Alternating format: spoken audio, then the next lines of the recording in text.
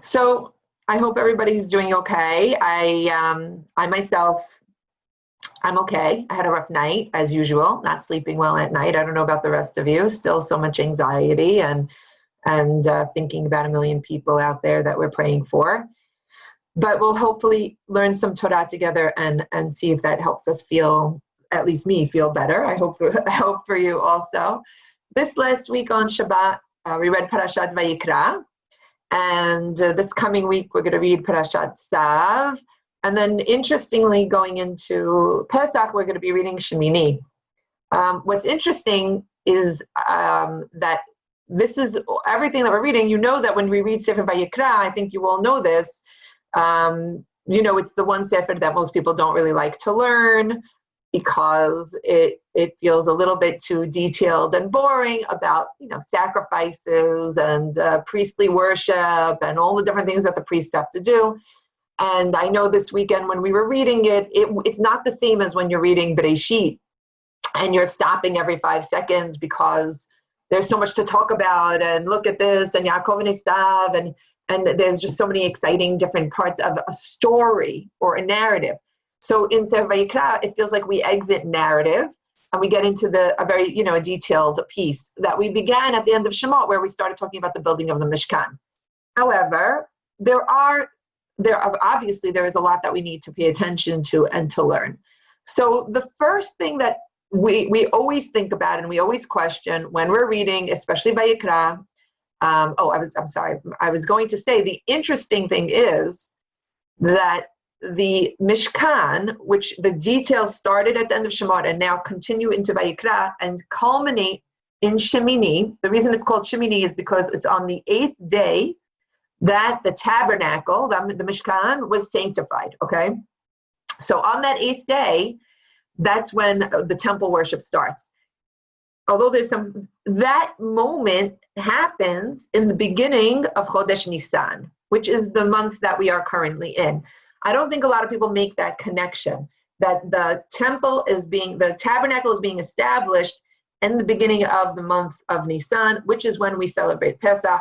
So there's definitely a correlation between the celebration of Pesach and the reading of the details of the Mishkan. Just keep that in the back of your mind somewhere.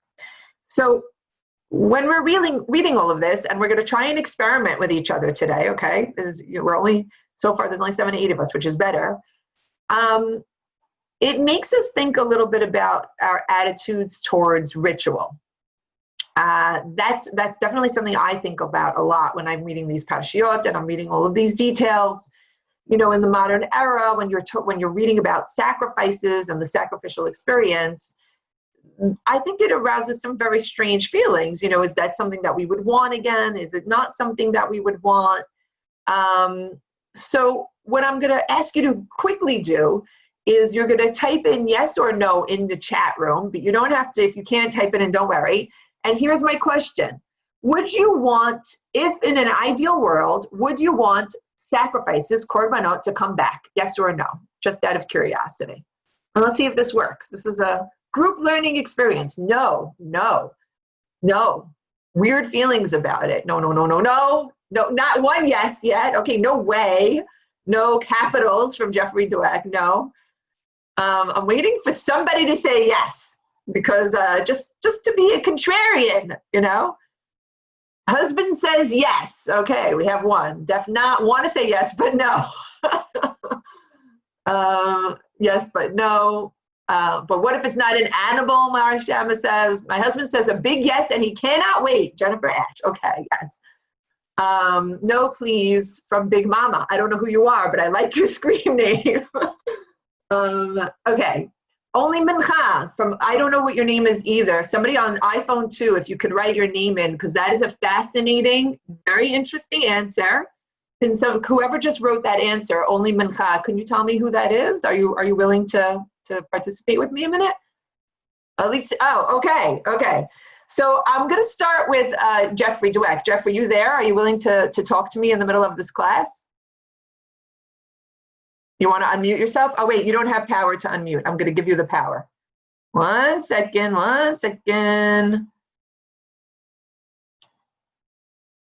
Okay, Jeffrey, can you unmute yourself now? Yes, I seldom give up the opportunity to talk. Okay, so Jeffrey, what did you mean when you wrote yes but no? No, because you said you wanted someone to say yes. Oh, that's why? Okay, so then... Now, the idea behind sacrifice... I'm not interested in talking. No, but I agree. Tell me what your no is about. So in the yes part, many ideas in the Torah obviously are fungible, and the spirit behind the sacrifices, call it a concession or not, there's something there. And all the Divrei Torah that we read last week from SCA and from all the different, from Rabbi Sachs and Rabbi Jack Savdi were great in that regard. So there's an awareness issue, and I think if we can bring that back without killing animals and all the bloody aspects, I think it would be great. The no part has to do a little bit with the concession elements, and then also with just SPCA, ASPCA, PETA, etc. I got you. Yes, Jeffrey's saying I don't see a modern world where people are very much enjoying us killing animals. Jeffrey, I'm going to mute. And it's so ancient and it's so graphic. I mean, my joke to my husband when we were reading the parasha this week is like, the Kohanim are wearing white clothes every day, but they're basically like slaughtering animals. Like there's blood everywhere. Tova Goldberg, I see you nodding with me, right? It's so true. But there's just this, they're sprinkling blood all the time, and they're wearing this fancy outfit. They're like glorified butchers, I want to say. Is that allowed? This is being recorded. I don't know if I should say that. But there's like a real controversy there for me. For Elisa Sutton, was that you that said only a mincha? Yes. Are you there? Can you unmute yourself? Yes, it was me. Yeah, tell me why you said that. Well, it's the same thing that we're just saying. We've evolved. We're sensitive to the animals. We're only going forward. We're in a place where even now we're uncomfortable with practices, what we see going on around the world. Yeah.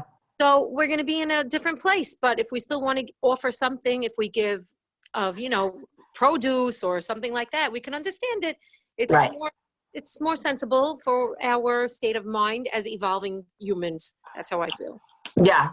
So I hear what Elisa's saying, and I hear what Jeffrey's saying, and here's where I want you guys to think about. So I'm going to be a contrarian for a minute with my husband, who I see just wrote into the chat room. If you see what he just wrote, I think it's hypocritical to eat meat, but to be against animal sacrifice. First of all, I'm liking how interactive this class is so far. It's fun. But second of all, I do want us all to think about the fact that we do eat meat all the time. And whenever I go to the butcher, and not that we could go anymore, and it's so right now is the time where we're just like wanting the butchers to be open very much. But right now, whenever you go and you see that like prepackaged item, and if we see a little bit of grossness, we're like, ew, this is disgusting. But meanwhile, we know like nobody wants to admit what they're actually eating on their dinner table every night, because that would be so disturbing, right? But we do eat meat a lot. And here's my argument around ritual. And I'm going to talk about ritual in terms of ritual sacrifice. I think definitely, and Jeffrey was mentioning it when he said the word concession, in the modern era, we have come to a conclusion that in the ancient world, animal sacrifices were so common, and that type of worship was so common that the Torah had to embrace it on some level. And that when we're reading the details of these sacrifices, what's interesting, and Rabbi Shammah will point this out, and others will point it out, you have to imagine that the priests of the ancient world did everything in their power to make sure that nobody knew what the rituals really were, right? So they sort of had like this magical ability to connect you with God and to purify you of your sins and your crimes. But they would never write that in a book that somebody could read, because that's too transparent. Now everybody knows the secrets of the priestly class, right?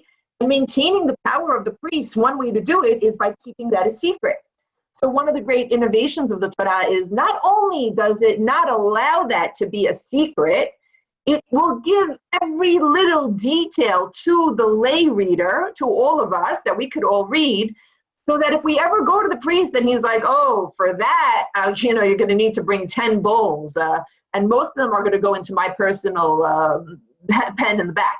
No, we know what the laws are. We know what we're allowed to bring. The Torah is very explicit about the fact that if you're poor, you can bring a pigeon off the street most of the time. You know, we have tons of pigeons outside if we ever need. There's just, I know, did you guys read it in English, the pinching off of the pigeon back? It's like it's a weird detail. But in general, it's something that's very democratic. That's the phrase I would use, okay? It's definitely out there for everyone. So the Torah says everybody does rituals, everybody does sacrifices, we're going to do them as well, but let me be very overt about it. That's coming at it from the concessionary point of view. There is another way of looking at it, which is the way of saying, do human beings need rituals? And in the absence of ritual, what happens to people? And this becomes a part of the, Sharon, did you just raise your hand? And if you did, I want to hear what you have to say. But this becomes part of the conversation around what, in the absence of animal sacrifice, right? What rituals have we immersed ourselves in? And have we fallen into the same errors that ancient people used to fall into? And the number one error that they used to fall into was that they let the ritual dominate their experience of God above and beyond any of the laws or the day-to-day experience. So for example, you know, when we're reading the Torah, it's so clear that you can't bring a sacrifice if you're actually guilty of like a real crime, unless it's some type of monetary offense where it might be tacked on. Like, in addition to paying back the person you owe money to, you could also bring a sacrifice. But by and large, sacrifices are there for people who are having feelings and are feeling bad about something or feeling thankful about something. And a way of expressing it is through ritual. In the ancient world, ritual took over. And so most of the later prophets, this is after Sefer Vayikra, spend a lot of time renouncing rituals like this and renouncing the animal sacrifices, because they did feel that it just became about the animal sacrifice. So I'm going to let you, for a minute, also put that into the chat. And here's my question to you. What do you think has taken the place has dominated in our sense of ritual in the modern day? If anybody has a thought about that, what has taken that spot of animal sacrifices? Prayer, right? Yeah. Yeah. So most people are writing, we know, and so I'll let you stop there. We know that the rabbis decided that the way we're going to replace animal sacrifice is through prayer. That is how it emerged. Even the schedule of our prayers overlaps with the schedule of the korbanot and when they would be brought. And so clearly the rabbis moved us towards that. The question then is prayer as open to corruption as animal sacrifice was? And that's a hard question. And it's a very hard question for me and all of us right now, because a lot of us are praying very thoughtfully, very deeply, very intensely, constantly in the last couple of weeks. So we have to wonder to ourselves, and that's why I think this moment of this class and the relevancy of what we have to talk about is, how might we fall into error around our prayers? How might we fall into error around prayer? Okay. Other people wrote tzedakah. I agree. Tzedakah is also another way that it's taken that place. So a lot of people are saying, listen, they're using the example of people who are still having minyanim, even in the face of knowing that that's dangerous, like putting the ritual above the needs of the community, right? We know that is a perfect example of what the Torah was afraid might happen, where you think that the act itself supersedes what the purpose of the act is. So what is the purpose of the ritual, of the sacrifice, of the prayer? It's to help us connect to God and to connect to our fellow man and to take care of one another. But if that act is hurting people, we can never engage in it, right?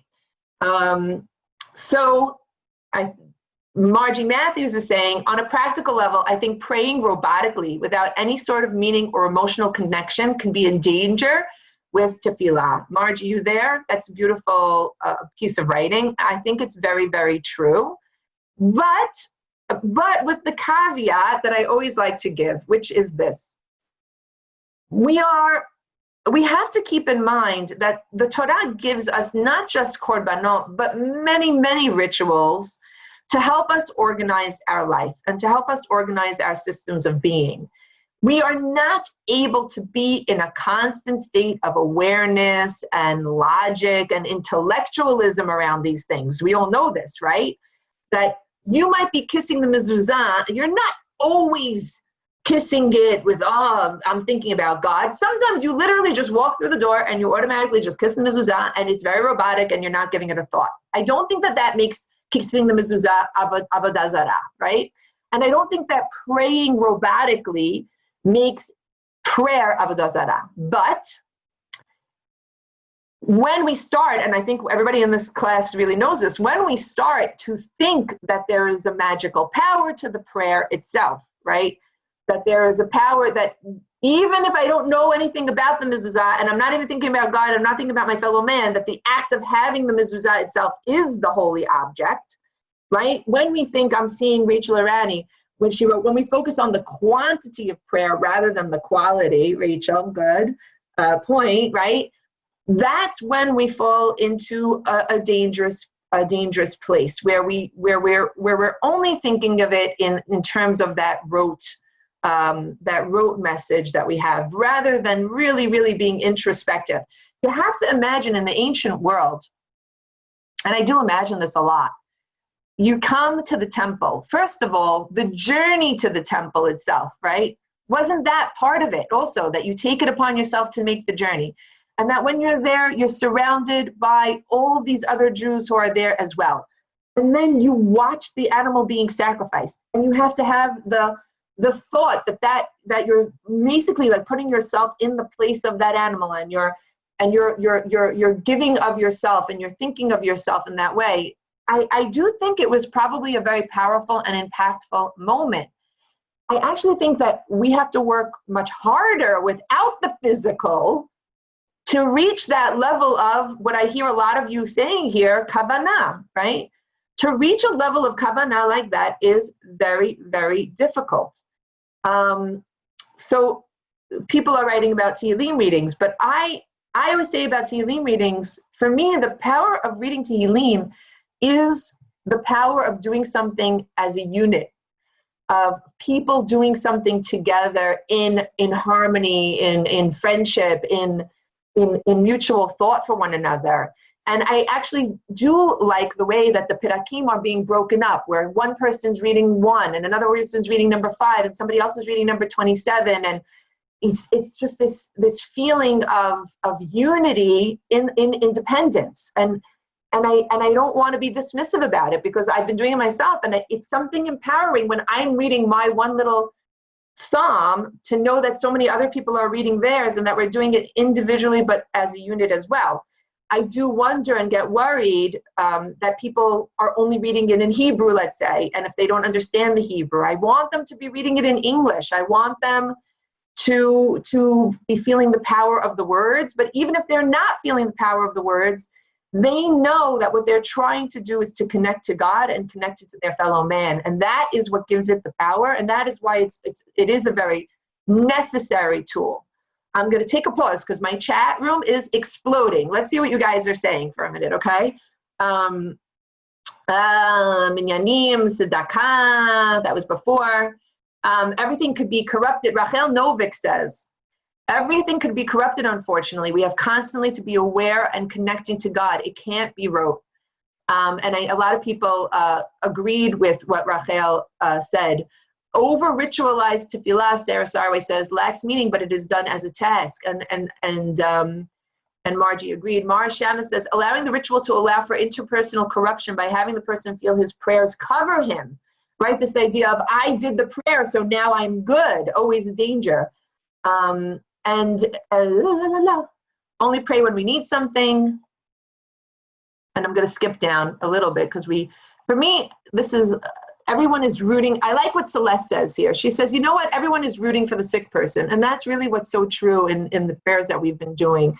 For me, it's connecting in the mundane acts. Don't laugh, but every time I bathe my child, I thank God. I feel so selfless and connected because sometimes there's no time to pray.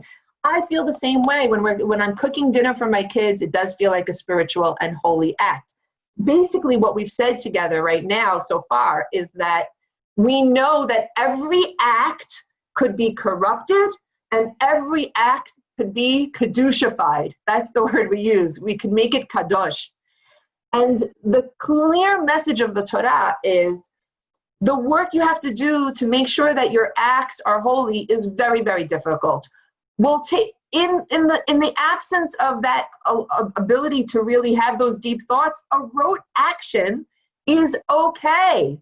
And I don't want to diminish that. It is okay to do things by rote sometimes because that's what human beings do. We put on our shoes by rote. We get dressed. We brush our teeth by rote. But it doesn't mean that we don't care about brushing our teeth. It doesn't mean we don't care about everything we're doing. It's just that we don't have to always be in that frame of mind.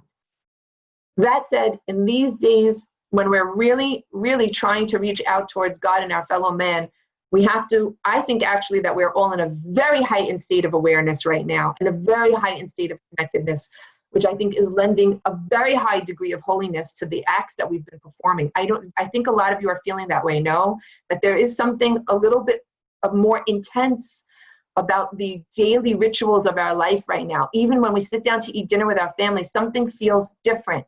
Something feels different. So that's very, right. Mitoch shelo lishma ba lishma, right? That you come to do it. Oh, Rabbi Labaton used to say kedushified. I thought that was me. But that's very true. I want to point out two more things. It's 1:26. Two things I wanted to just point out to you from this week's parasha. One thing, which is almost like a side note, is this idea that, did you notice, if you didn't notice when you're reading it, that it mentions chametz a lot in last week's parasha, which is fascinating coming into Pesach, that you can't really have chametz as part of your sacrifices. There are a lot of people ask a lot of questions about this. We don't have a full answer, but something to think about is that many people feel that chametz is a symbol of corruption. Because for all of you who make sourdough bread, and I am not one of you, I know it's the thing to do, okay? I'm not making sourdough bread. But for those of you who are making it, you know that they have that like little jar where they're like cooking, like and aging and fermenting their starter. That's chametz, okay? That's like the epitome of chametz. Chametz is like leavening, it's fermentation. So there is a lot of thought in the commentaries around how things that are old and fermenting and corruptible, and they're germy, right, and fungusy. These are the things that we are getting rid of, and we're going back to a baseline state where we get rid of all of that from our home and we start fresh. The other thing that you'll notice is that a lot of these korbanot also have salt involved, right? As my husband was pointing out to our children, yes, people wrote things that fester. I like that word. Thank you, Rebecca Baha. Like this festering. That's what we're getting rid of, all the things that fester. And the alternative for the Torah is that we do use salt a lot. Salt is a preservative, but it preserves things forever. The difference between something that's fermented and something that's salted is very interesting. Fermentation is through like a corruption and like almost like something like a festering, whereas salting preserves and removes and keeps things in a very permanent state. The connection we have with God should be like that brit melach, right, where it's from a place of permanence. It cannot be corrupted. It cannot grow old. It's always fresh. As opposed to chametz. So a lot of what we're doing on Pesach, just so you know, is highly metaphoric. It's not just that you're getting rid of chametz. It's also a frame of mind. And that I just wanted to connect the rituals around Pesach to the rituals of the Mishkan and the Korbanot, and to remind ourselves in the midst of doing all these rituals, are we focusing our mind correctly so that we know that this is really also Chag HaAviv? It's just so important to remember it. This is the beginning of spring. It's the beginning of new things and new times. It's a fresh start.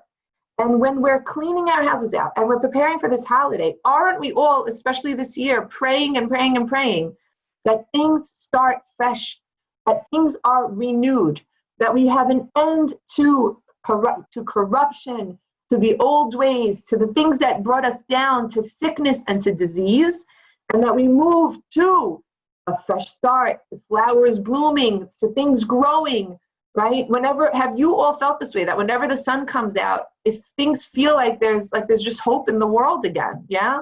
And that's the way I have been feeling, and that I want us to try to concentrate our mind on. Yes, as Peggy says, salting draws things out. Yes, exactly. That's how we're going to focus our mind. If, with your permission, it's 1:30, I wanted to end this, two things I wanted to show you. I wanted to end this class by reading one of the pieces of the Mizmorim of Tehillim that I happened to have written my name down for. It was random, it was just a number. It was 91, Tehillim verse 91. You don't have to look it up if you don't want to. I'll read it mostly in English. But I wanted to read it to you because I mentioned it in my class on Sunday, but I felt like I really wanted to give an example that if we pay attention to Tehillim, we will find extraordinary things there. And this was very random. It just happened to be the one that I was reading, but I was so moved by it that I wanted to just read it and share it with you guys. Yoshev b'seter elyon b'tzel Shaddai yitlonan. Omer l'Adonai machsir mesudati Elohai eftach bo. He that dwells in the secret place of the Most High shall abide under the shadow of God. I will say to God that you are my refuge and my fortress. In you I will place my trust. Ki hu yatzlicha mipach yakush midever havot, because he will deliver you from the snares and from pestilence. And I'll read you the rest in English. He will cover you with his wings, and there you shall find refuge. His truth will be your shield. You never need to be afraid of the terror of night, nor of the arrows that fly by day, nor of pestilence that walks in darkness, nor of destruction that wastes at noonday. 1,000 shall fall by one side, 10,000 by the right, but it shall not come near you. Only with your eyes shall you behold and see the recompense of the wicked, because God is my refuge. You have made the Most High my dwelling place. No evil shall befall thee, nor shall any plague come near thy dwelling.